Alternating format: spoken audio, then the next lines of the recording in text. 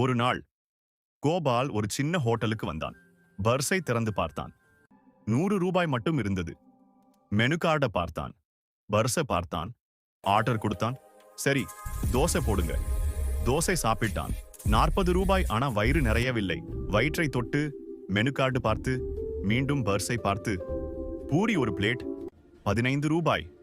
அதையெல்லாம் பின்பக்கம் உட்கார்ந்திருந்த ஒரு வறியவன் அமைதியா கவனிக்கிறான். பூரியும் முடிச்சு. வயிறு இன்னும் பசிக்குது. மீண்டும் அதே மாதிரி வயிறு, மெனு, பர்ஸ். இட்லி 15 ரூபாய், ஒரு பிளேட். இட்லியும் முடிஞ்சது. கடைசியாக பரவாயில்லை, ஒரு காஃபி 10 ரூபாய் குடிச்சிடலாம். காஃபி குடிச்சு விட்டு பில் கட்ட பாக்கெட்டில் கைவிட்டான். அடுத்த நொடியில் அவன் முகம் உறைந்து போச்சு. பர்ஸ் இல்லை.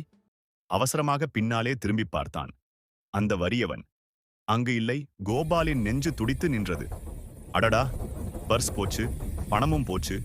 அந்த நேரம் ஓடி வந்த பேரர், சார் சார், உங்க பர்ஸ் நாற்காலி கீழே கிடக்கு. கோபால் ஓர் ஆழ்ந்த மூச்சு விட்டான். சந்தோஷத்துல பில் கட்டி வெளியில் வந்தான். ஏழை மனிதன் எதையும் எடுக்கலை.